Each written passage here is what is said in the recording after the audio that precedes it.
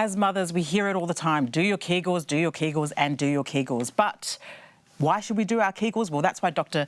Peter Wood is here to join me and talk about why it's important for us to do our Kegels. And what is it? Okay.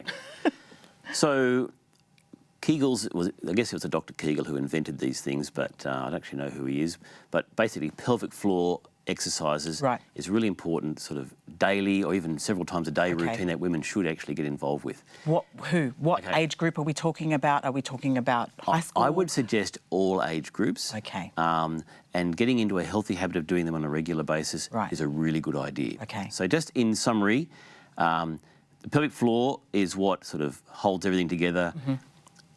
When you cough and sneeze, if you don't have good pelvic floor muscles, then you might leak a bit of urine. Right. And so, or other things, you know, we won't go there. But the pelvic floor exercises are basically, if you can imagine you're sitting on the toilet, you're passing urine, and then you squeeze your muscles so that you stop that urine from flowing, right?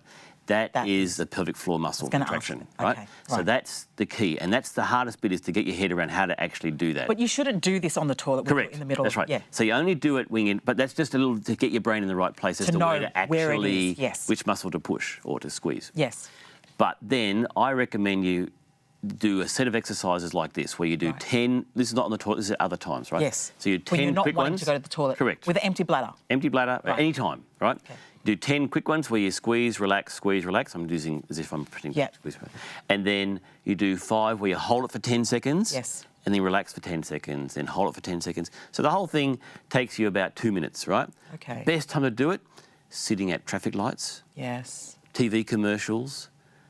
These are the times which happen a lot. How often should you do it? You should do it 3 or 4 times a day. Right. If you're a breastfeeding mum, another good time to do it is when you are breastfeeding. Okay. Right? Because often after childbirth, these muscles can have a bit of a response to the childbirth experience. If you keep doing these exercises, will it strengthen the pelvic floor area? Absolutely. Yes, that's the idea. And good pelvic floor health is really good for doing it now.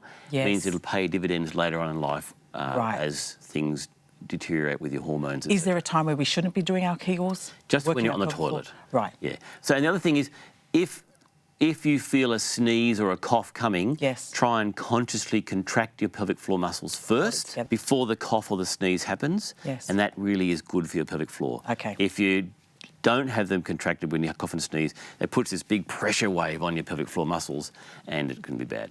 Thanks so much, Dr. Peter Wood, for those awesome tips. Now, I know one thing for sure, and it's never too late to start working that pelvic floor muscle. So get onto your Kegels and do that exercise now. It'll pay off in the long run.